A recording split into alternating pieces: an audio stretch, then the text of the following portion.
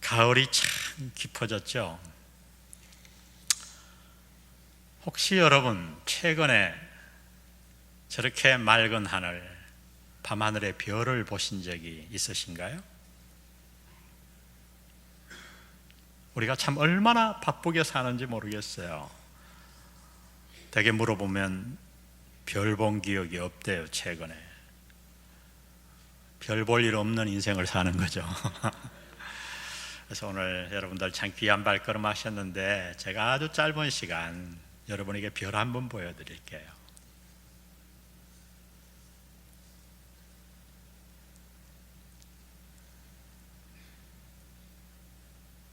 한 작가가 밤하늘을 찍었는데 너무 잘 찍었어요. 제가 보고 너무 좋아서 제가 영상 잠깐 보여드렸습니다. 이 영상은 우리가 사는 은하계의 모습의 지극히 일부분을 찍은 거죠. 우리가 잘 아는 저 태양이 얼마나 큰지, 그 태양이라는 공으로 생각하면 그 태양 안에 지구를 넣으면 몇 개가 들어갈까요? 약 130만 개가 들어간다고 합니다. 놀라지도 않네요. 130개도 아니고 130만 개. 이 태양이 얼마나 큰가. 그런데 우리가 방금 본 저 영상의 별들 가운데는 태양보다 수백 배 큰 별들이 무수히 많아요. 근데 이 많은 별들이 가만히 있는 별은 이 우주에 하나도 없어요. 다 움직여요. 우리가 알잖아요. 달은 지구를 돌고 지구는 태양을 돌고 태양은 다른 별들을 돌아요. 그런데 신기하게 부딪히지 않아요.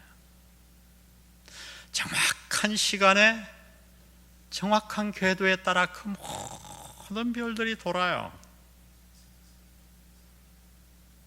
여러분, 과연 이 별들이 우연히 만들어졌을까요?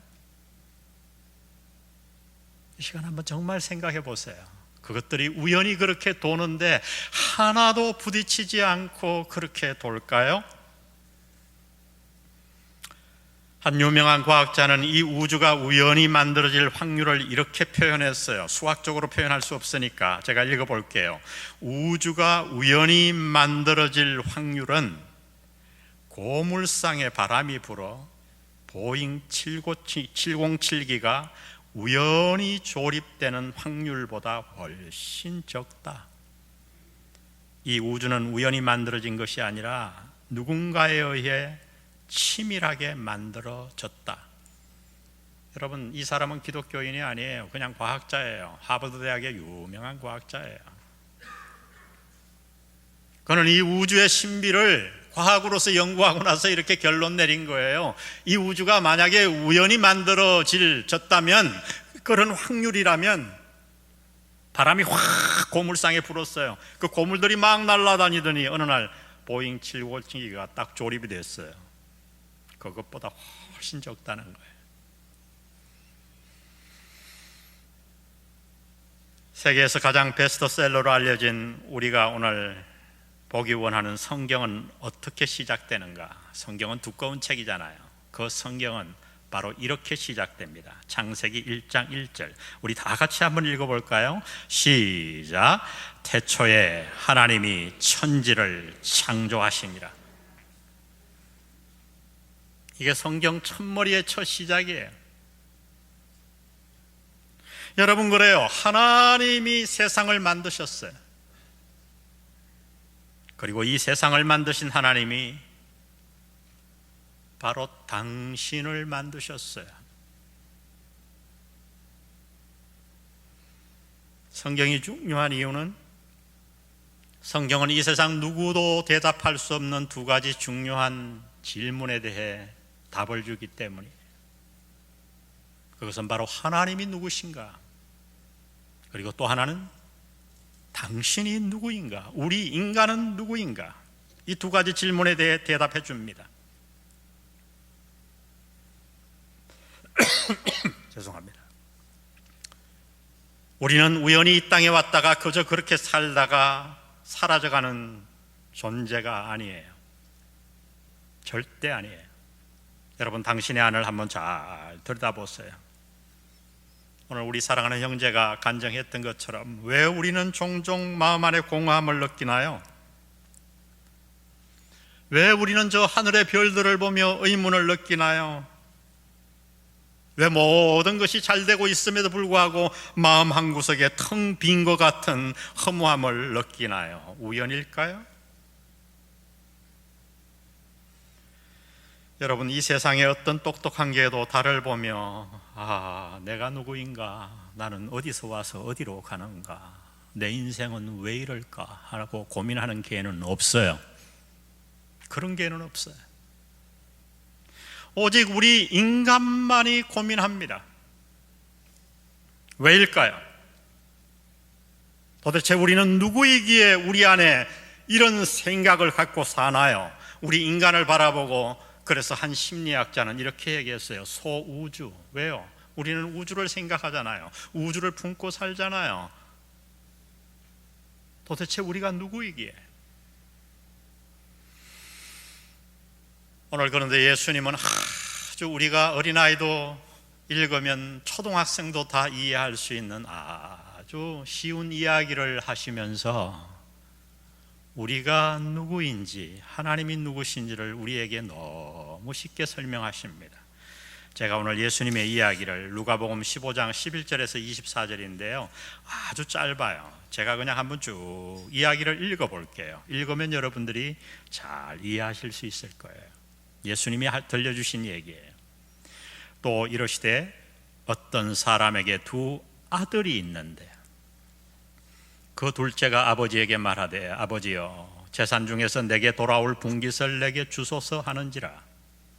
아버지가 그 살림을 각각 나눠 주었더니 그 후 며칠이 안 되어 둘째 아들이 재물을 다 모아가지고 먼 나라에 가 거기서 허랑방탕하여 그 재산을 낭비하더니 다 없앤 후 그 나라에 크게 흉년이 들어 그가 비로소 궁핍한지라. 가서 그 나라 백성 중 한 사람에게 붙여 사니 그가 그를 들로 보내어 돼지를 치게 하였는데 그가 돼지 먹는 쥐염 열매로 배를 채우고자 하되 주는 자가 없는지라. 이에 스스로 돌이켜 이르되 내 아버지에게는 양식이 풍족한 품꾼이 얼마나 많은가? 나는 여기서 줄여 죽는구나. 내가 일어나 아버지께 가서 이르기를 아버지 내가 하늘과 아버지께 죄를 지었사오니 지금부터는 아버지의 아들이라 일컬음을 감당하지 못하겠나이다.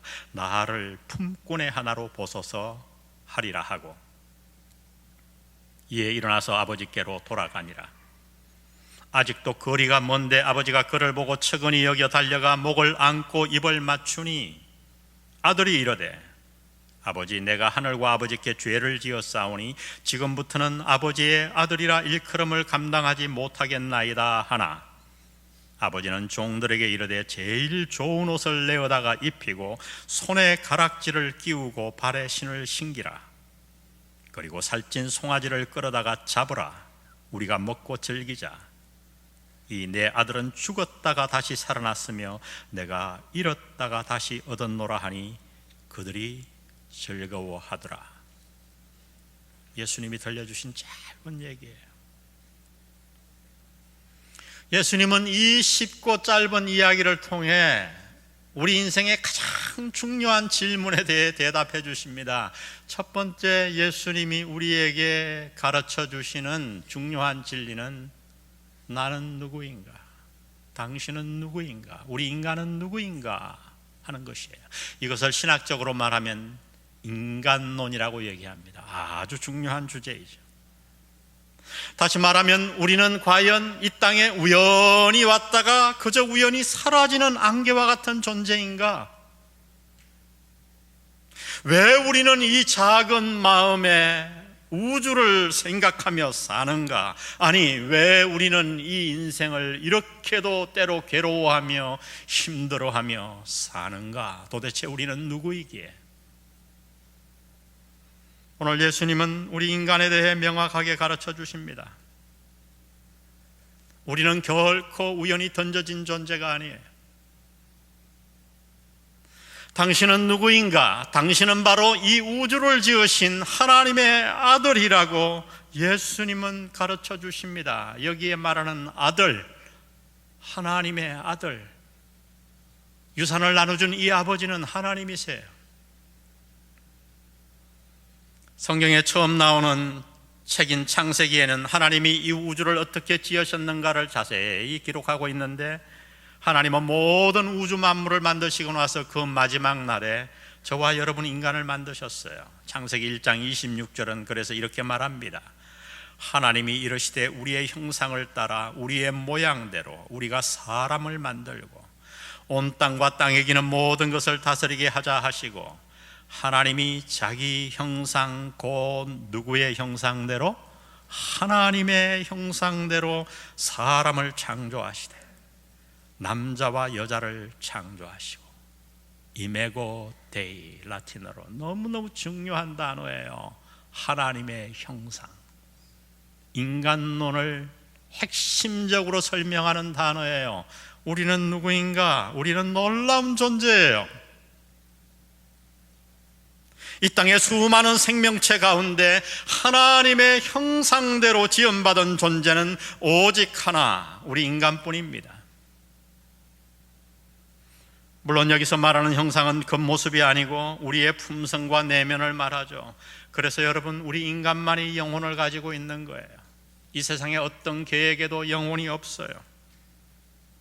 이 땅을 살다가 죽으면 우리의 육체는 흙으로 돌아갈지 모르지만 우리 안에 있는 내면 세계 영혼은 영원히 살아 있습니다.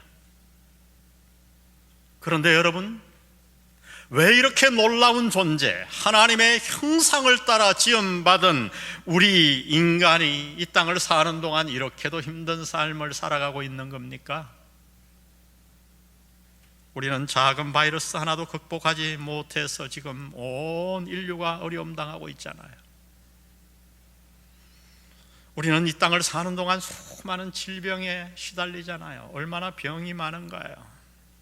여전히 암을 극복하지 못하고 있잖아요. 그러나 여러분, 차라리 육체적인 질병은 작은 거예요. 우리는 얼마나 많은 내면적인 정신적인 어려움을 당하고 있나요? 인생이 짧아 사랑하며 살고 싶은데 뜻대로 되지 않잖아요. 모두가 다 사랑해서 푸른 꿈을 가지고 가정을 시작합니다. 그러나 그 가정 안에서 얼마나 많이 등을 돌리고 갈등하며 우리는 살아가나요? 작은 유혹에도 쉽게 넘어가서 죄를 범하고, 그렇게 친하게 지내던 이웃과 친구들과도 때로 등을 돌리며 살아갑니다. 사랑하기보다는 오히려 미워하며 살고, 마음의 평안을 느끼기보다는 두려움에 사로잡혀 삽니다. 우리의 삶이잖아요. 도대체 하나님의 형상으로 지음받았다면 우리가 왜 이렇게 살아야 하나요? 예수님은 오늘 이야기를 통해 그 질문에 대해 정확하게 대답해 주십니다. 오늘 우리가 하나님의 형상으로 지음받은 존재임에도 불구하고 이렇게 힘든 삶을 사는 단 하나의 이유가 있어요. 그것은 바로 저와 여러분이 하나님의 곁을 떠났기 때문입니다. 오늘 예수님이 들려주신 이야기 12절을 보세요. 그 둘째가 아버지에게 말하되, 아버지여, 재산 중에서 내게 돌아올 분깃 유산을 내게 주소서. 여러분, 이 요청은 너무 무례하고도 있을 수 없는 요청이에요. 왜요? 이스라엘의 문화는 서양 문화가 아니라 동양 문화거든요. 우리도 그렇지만 아버지가 멀쩡하게 살아 계실 때에 유산의 유자도 꺼내서는 안 되는 거예요. 그런데 이 둘째 아들은 아버지가 건강하게 살아 계심에도 불구하고 유산을 미리 달라고 요청합니다. 아버지가 그 유산을 나눠줬더니, 그 당시 유산은 우리 농촌같이 땅이었잖아요. 그 토지를 다 팔아서 먼 나라로 와서 어떻게 했는가? 12절 보세요. 아버지가 그 살림을 각각 나눠 주었더니 그 후 며칠이 안 돼요. 둘째 아들이 재물을 다 모아가지고 먼 나라에 가 거기서 허랑방탕하여 그 재산을 낭비하더니, 돈이 많을 때야 친구가 많지만은 돈으로 얻은 친구는 돈이 사라지면 다 사라지잖아요. 우리가 이 땅에서 경험하는 바잖아요. 여러분, 이 땅에는 이런 관계들이 얼마나 많아요. 상류층에 있다가 돈이 사라지면 그 상류층에 결코 끼워주지 않아요. 내려와야 돼요. 이 부호의 아들은 그야말로 오늘날로 말하면 거지가 되었어요. 예수님은 말씀합니다. 14절에 보니 재산을 다 없앤 후 그 나라에 크게 흉년이 들어 IMF가 와서 그가 비로소 궁핍한지라 가서 그 나라 백성 중 한 사람에게 붙여 사니 그가 그를 들로 보내어 돼지를 치게 하였는데, 한마디 한마디 얘기지만은 심오해요. 왜요? 유대인은 돼지를 부정한 짐승으로 보았거든요. 그래서 지금도 유대인들은 돼지고기를 먹지 않아요. 유대인들에게 가장 큰 욕이 뭔지 아세요? 옛다 가서 돼지나 쳐라. 이게 제일 심한 욕이에요. 그런데 이 부호의 아들은 돼지를 칠 수밖에 없었어요. 그러나 그의 어려움은 거기에서 끝나지 않았다고 예수님은 말씀해 줍니다. 16절에 보니 그가 돼지 먹는 열매로 배를 채우고다 하되 주는 자가 없는지라. 얼마나 처참한 형편인가를 설명해 주는 거예요. 돼지를 치는 것도 처참한데 배가 고파 돼지가 먹는 음식을 먹으려고 하니까, 여러분, 돼지하고 먹는 걸 경쟁해 봤자 게임이 됩니까? 돼지가 먼저 확 다 먹어치우고. 여러분, 이것이 이 아들의 형편이었어요. 여러분, 오늘 이 예수님이 말씀하시는 둘째 아들이 누구일까요? 이것이 바로 저와 여러분의 이야기예요. 예수님이 말씀하시는 이 둘째 아들은 바로 당신의 이야기예요. 오늘 우리가 마음속에, 머리에 이 우주를 품고 살지만 이렇게 힘든 삶을 사는 이유는 작은 바이러스 하나도 극복하지 못하고 정신적으로 육체적으로 고통을 받으며 사는 이유는 단 하나예요. 우리가 하나님 아버지의 곁을 멀리 떠났기 때문입니다. 예수님은 그래서 오늘 이 이야기를 통해 우리의 형편을 알려주시는 거예요. 이 땅에서 우리가 당하는 모든 고난의 이유는 단 하나, 우리가 아버지의 곁을 떠났기 때문이라고 설명해 주십니다. 여러분, 이것을 알아야 합니다. 당신은 누군지 아세요? 우연히 왔다가 우연히 가는 존재가 아니에요. 당신은 이 땅을 지으신 하나님의 아들이에요. 하나님의 형상대로 지음받은 하나님의 아들이에요. 그러나 지금 왜 당신은, 우리는 고통을 당하는가? 우리가 멀리 하나님의 곁을 떠나왔기 때문이에요. 그러면 이렇게 아들이 고통당하고 있을 때 아버지는 무엇을 하고 있었을까요? 아들이 기어코 유산을 가지고 자신을 떠나 그 귀한 재산 다 낭비했으니, 그래, 그놈은 당해도 싸다, 잘 됐다, 그렇게 하고 계셨나요? 오늘 예수님의 얘기를 보니 아니에요. 예수님은 우리가 하나님을 떠나 그렇게 살 동안 하나님은 무엇을 하고 계셨는지를 분명히 말씀해 주십니다.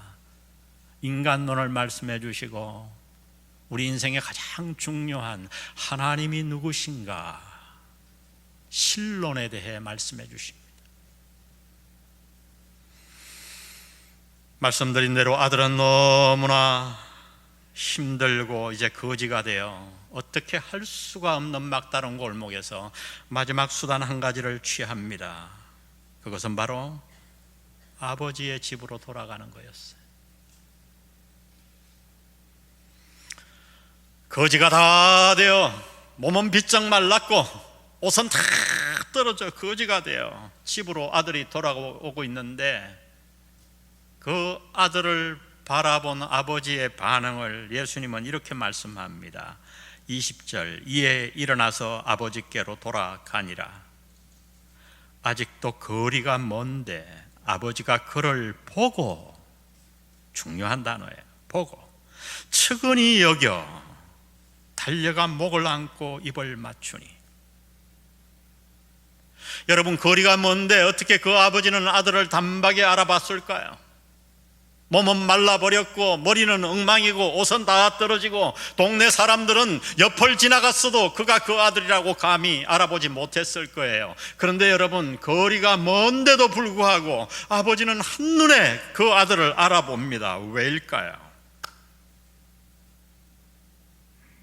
아버지는 아들을 기다리고 있었던 거예요.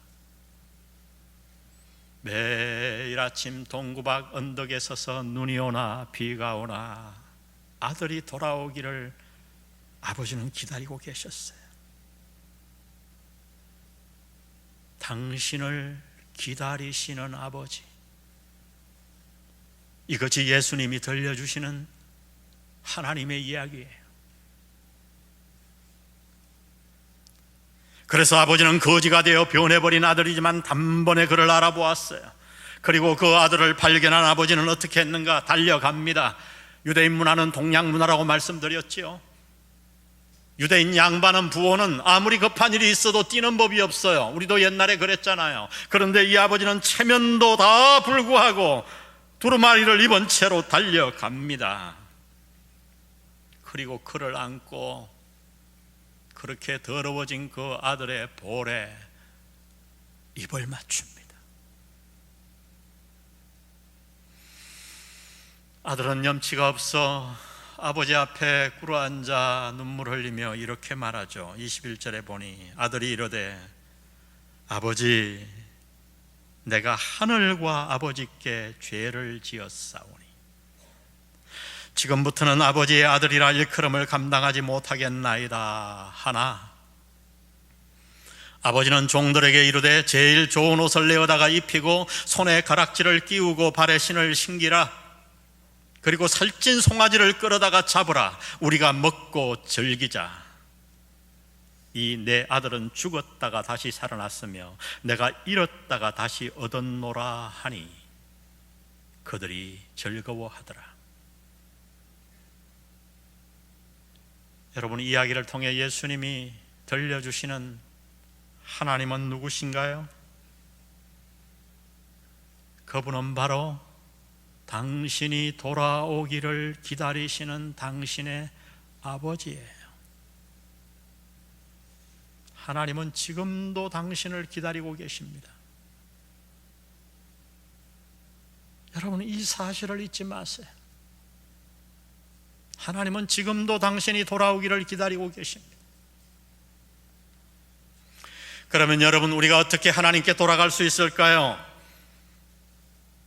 오늘 예수님은 이 이야기를 통해 우리가 하나님 아버지, 우리를 기다리시는 하나님 아버지께로 돌아갈 수 있는 간단한 방법 한 가지를 우리에게 말씀해 줍니다. 17절에 보니 이에 스스로 어떻게 하여? 돌이켜. 아주 중요한 구절이에요. 이에 스스로 돌이켜. 이르되 내 아버지의 집에는 양식이 풍족한 품꾼이 얼마나 많은가. 나는 여기서 줄여 죽는구나. 내가 일어나 아버지께 가서 이르기를 아버지, 내가 하늘과 아버지께 죄를 지었사오니 지금부터는 아버지의 아들이라 일컬음을 감당하지 못하겠나이다. 나를 그저 품꾼의 하나로 보소서 하리라 하고 20절 우리 다 같이 읽습니다. 시작. 이에 일어나서 아버지께로 돌아가니라. 여기서 아들이 아버지께로 갔던 방법, 아주 간단한 방법 두 가지를 말하는데, 하나는 뭔가 아주 중요한 핵심적인 표현이에요. 성경의 내용 가운데 가장 중요한 신학이 담긴 거예요. 그것은 뭐냐? 이에 스스로 돌이켜 일어나 아버지께로 돌아가니라. 너무 간단하잖아요. 스스로 돌이켜 아버지께로 돌아가니라. 이 아들의 반항을 신학자들은 이렇게 별명을 붙여놨어요. 위대한 각성, Great Awakening. 인생의 위대한 각성, 깨달은 거예요. 한마디로 말하면 내가 누구인가를 깨달은 거예요. 하나님이 어떤 분인가를 깨달은 거예요. 내가 왜 이렇게 거지가 되었는지, 내가 우연히 왔다가 우연히 가는 존재가 아니라 하나님이 나를 만드셨고 하나님의 형상으로 지음받은 존재인데 나는 왜 이렇게 괴로운 인생을 사는가? 거지가 되었는가? 내면적으로 내 영혼은 왜 이렇게 되었는가? 그 아들은 깨달았어요. 아, 이렇게 된 이유는 내가 하나님의 곁을 떠났기 때문이로구나. 아들이 한 일은 딱 하나밖에 없었어요. 그것을 깨닫고 일어나 아버지께로 걸음을 옮긴 것, 그것 하나밖에 없었어요. 여러분이 너무 잘 아는 Amazing Grace라는 노래, 찬양 있죠? 나 같은 죄인 살리신 그 은혜 놀라와.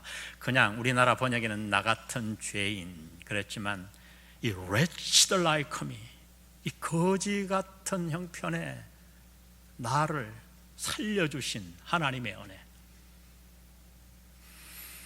이 찬양 노래를 지은 작사자는 누구인가? 존 뉴턴이라고 하는 영국의 유명한 아주 잘 사는 사람이었어요. 공부도 많이 했어요. 그런데 그는 뭘 했는가? 노예 상인을 했어요.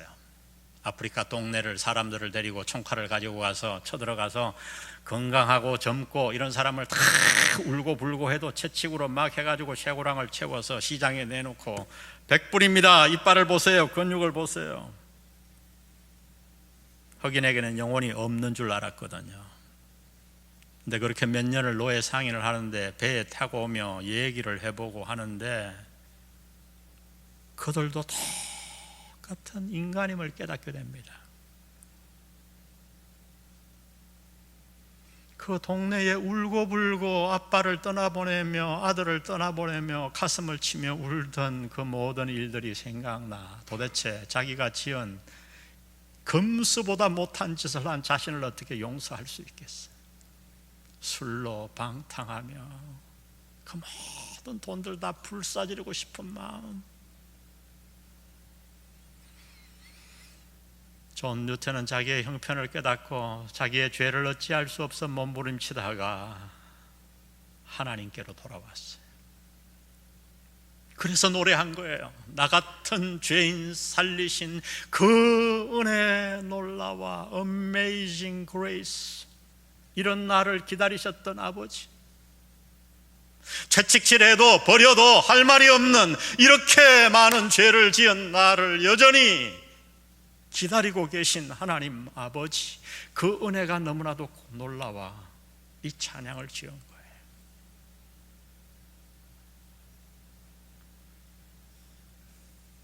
여러분, 오늘 당신이 살기 위해 할 일은 단 하나입니다.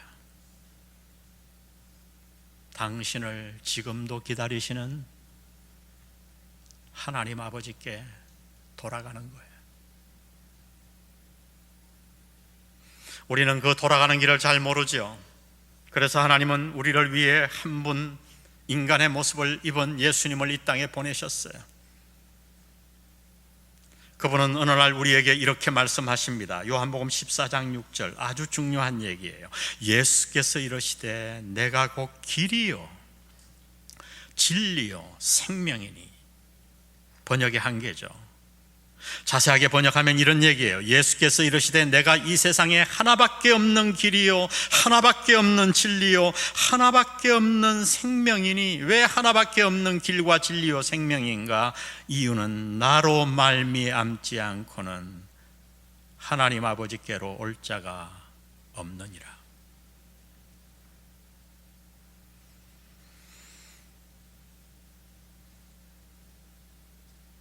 이 짧은 시간에 내가 성경을 어떻게 다 소개할 수 있겠어요? 그러나 너무 간단해요. 예수님의 이야기는. 당신은 우연히 던져진 존재가 아니에요. 하나님의 아들이에요. 당신이 힘든 인생을 사는 이유는 하나님의 곁을 떠났기 때문이에요. 그리고 하나님은 지금도 동구 밖에서 날마다 당신이 돌아오기를 기다리고 계세요. 당신이 할 일은 이것을 알고 하나님께 발걸음을 옮기는 거예요. 길 대신 예수님을 만나는 거예요. 성경에 소개된 그 예수님, 그것은 복잡하지도 않아요. 예수님을 통해 하나님을 알고 예수님이 우리 죄를 대신해서 존 뉴턴이 지었던 죄와 같은 그 모든 죄를 지고 예수님이 4대 성인의 한 분이 왜 십자가에 달렸을까요? 그분은 마지막에 십자가에서 이렇게 외치고 돌아가셨어요. 테텔레스타이, 다 갚았다. 뭘 갚았다는 거예요? 돌아가시며 둘째 아들이 지은 잘못, 존 뉴턴과 같은 잘못, 하나님의 곁을 멀리 떠난 그 죄의 값을 예수님이 다 갚으신 거예요. 누구든지 저를 믿기만 하면, 하나님이 세상을 이처럼 사랑하사 독생자를 주셨으니 이는 저를 믿는 자마다 도덕을 요구하지 않아요. 대단한 종교 생활도 요구하지 않아요. 내가 누구이며 하나님이 누구인가를 믿고 길 대신 예수님을 믿고 하나님께 나아가는 거예요. 여러분, 오늘 당신이 이곳에 온 것을 우연이라고 생각지 마세요. 당신을 데려온 사람은 당신의 친구, 친척일 수 있어요. 그러나 여러분, 당신을 이 자리에 부르신 분은 하나님이십니다. 오늘 이 하나님을 꼭 만나고 돌아가시기를 하나님의 이름으로 축복합니다. 기도합시다. 우리 다 같이 눈을 감고, 한 사람도 눈을 뜨지 마세요. 다 눈을 감고. 이에 스스로 돌이켜. 이제 여러분의 반응이 남았어요.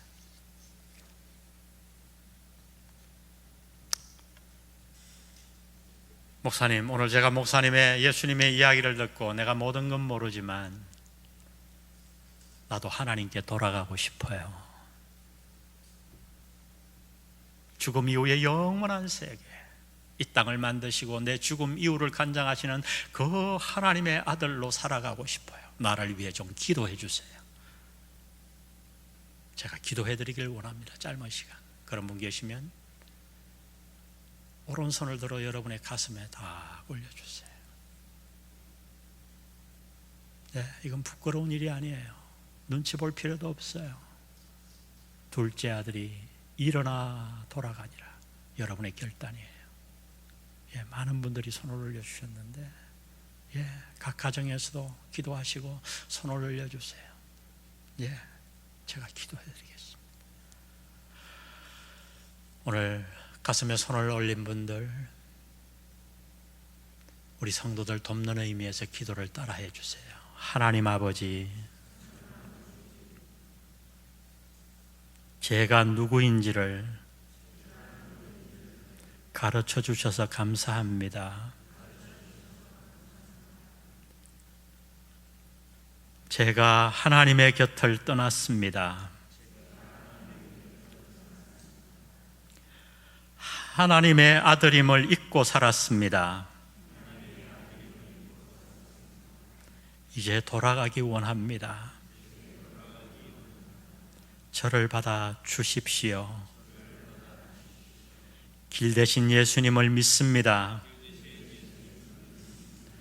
예수님 제 마음에 들어와 주십시오. 예수님 이름으로 기도합니다. 하나님 아버지, 참 많은 분들이 오늘 가슴에 손을 얹고 기도했습니다.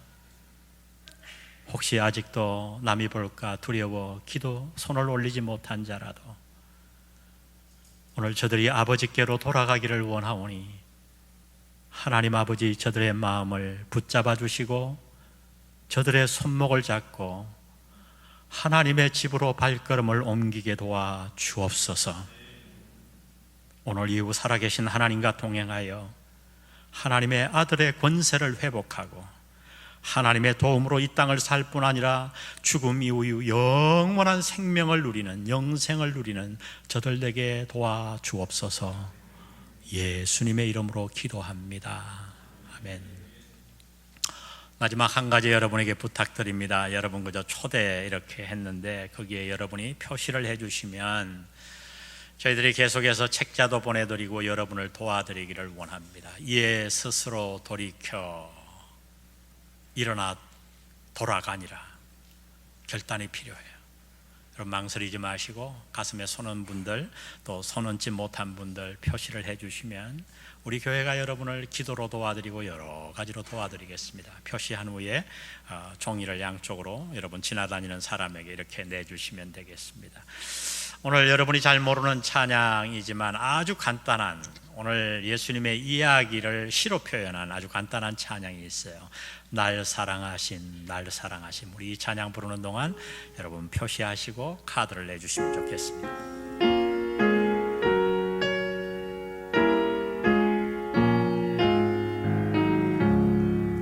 후렴 날 사랑하심, 날 사랑하심,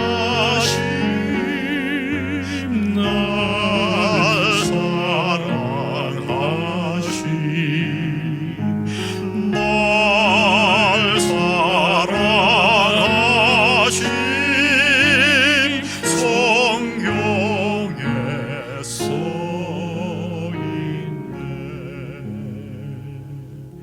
이 성경의 두꺼운 이야기는 딱 하나예요. 하나님이 당신을 사랑하십니다. 이 사랑 받으세요. 다시 한번 찬양합니다. 날 사랑하심, 날 사랑하심, 날 사랑하심, 날 사랑하심, 성경에 써있네. 우리 두 손 가슴에 얹고 날 사랑하심, 날 사랑하심, 날 사랑하심,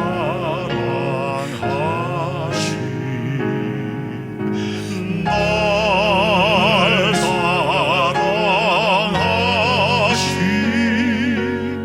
성경에 써있네.